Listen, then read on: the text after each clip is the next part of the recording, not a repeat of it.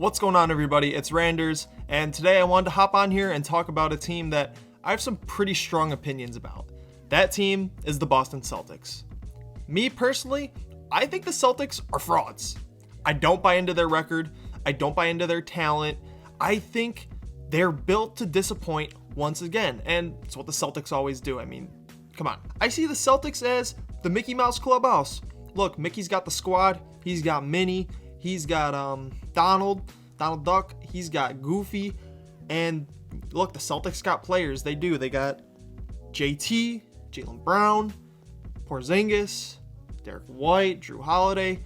But they're not built for the big moments. The lights get too bright for this Boston Celtics team. And look, they're some child play type team. All right, they're not a big time team. And if that offends you, hate to break it to you, bud, but you haven't been watching basketball this year.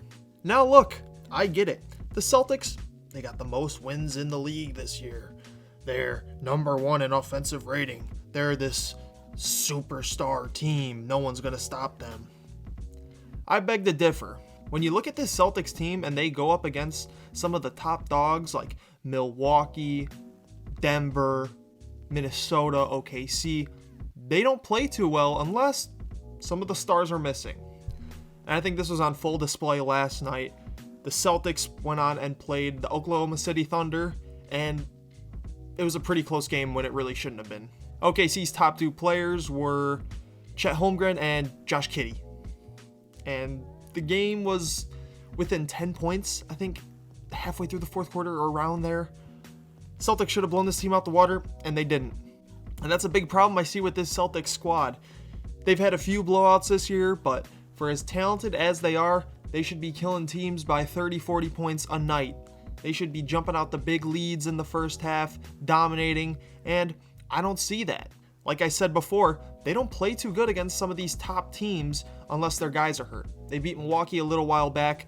Giannis was out. I think Chris Middleton was out that game also.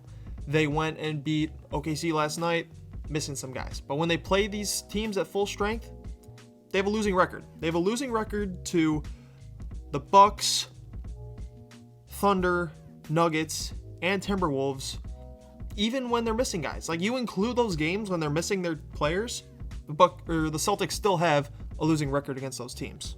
Getting back to the game, when I watch this Celtics team play, there's no consistency. Usually with star teams like this, your number one guy is pretty consistent.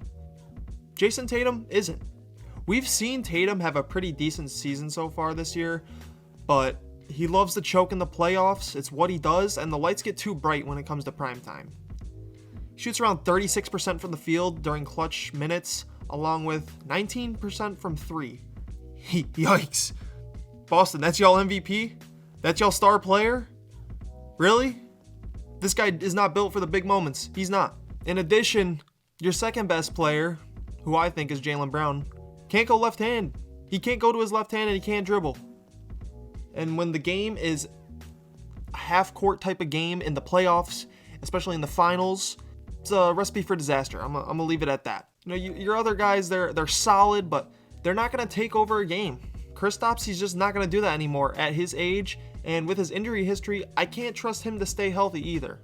So now I wanted to dive into the stats for the Mickey Mouse Clubhouse really quickly. They're first in offensive rating, third in defensive rating, but both of those drop out of the top 5 when it comes to the clutch moments. Teams are supposed to elevate their play, or at least good teams are supposed to elevate their play when it comes to the clutch. The Celtics don't, and we've really seen it throughout this whole season. They blew games to the Hawks, to the Hornets, a lot more teams. Just seems like they lose focus. They're getting in their head too much. Their head's blowing up. I can't tell you. That's why I don't take them seriously. I mean, this Celtics team is talented. It's a good team. It's well coached. Joe Mazzulla doing a decent job, in my opinion. But they don't have championship type players. They don't. The main player that comes to mind when I think about why the Celtics aren't going to be that upper echelon of contenders, it's Jason Tatum. That's what it comes down to. Jason Tatum is not a superstar. He's not. He's a star. He's a good player. He's an all-NBA player. He is not one of the top 5 players in the league. Yeah, he's putting up 27, 8 and looks like 5. Good numbers. But those are regular season numbers. What happens when it comes to the playoffs? You disappear? You need your guys to bail you out? Oh, Game 7 in Philly. What was that? 2 years ago at this point? Last year? I don't even remember. That's his one good playoff game I know of. That's the one good playoff game I know of, where he dropped 50 plus on the Sixers in Game 7. Good game, great game, legacy game, sure. What else do you got for me? Nothing, Tatum. Let's talk about the 2022 finals, buddy. What happened there? Your team wins a championship if you play good. But no, I don't want to show up. Lights are too bright. I'm not like that. I'm not an MVP. Look, if Tatum comes out here, dominates these playoffs, whole playoffs, I'm not talking putting up 30 in the first round and then not doing jack crap for the rest of the run. Because the Boston Celtics are going to go on a run. They are too talented to not go on a run. If they get the Heat in the first round, though, watch out.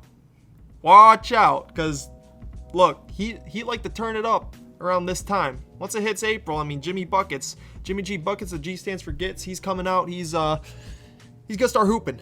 But the Celtics are gonna go on a run. Even if they do get the Heat in the first round, they're gonna go on a run.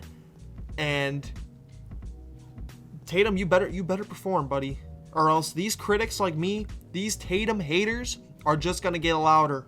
Biggest thing that would help is if you actually performed in the clutch when you're supposed to, when your superstars are supposed to take over.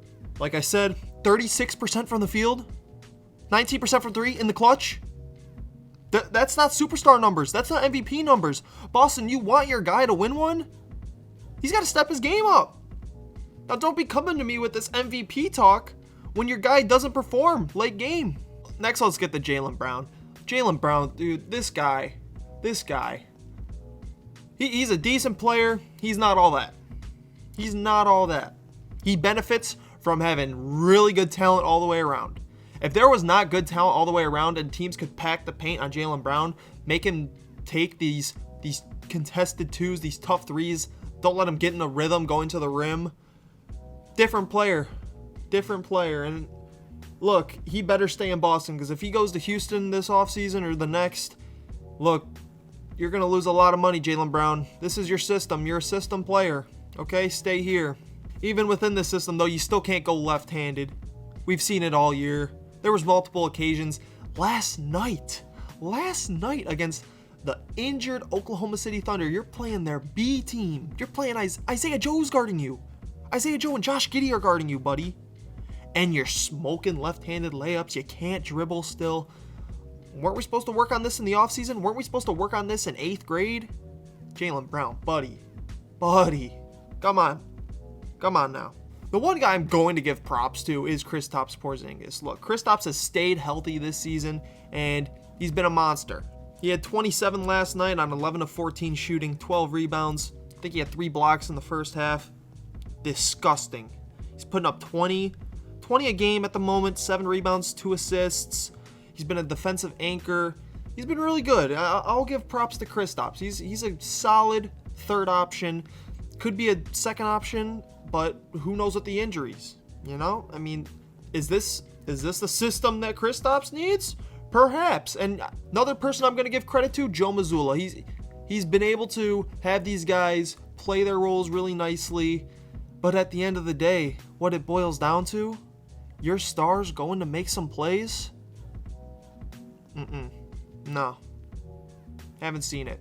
And you just watch this Celtics team in the fourth quarter of a lot of their games, and their shots just, they get bad. They're not attacking the rim. They're going ISO all the time, and that's why your percentages are dropping. You're not playing your team basketball anymore. You're like, oh, okay, we're up 10, 15, sometimes 20, Atlanta Hawks. And you give up.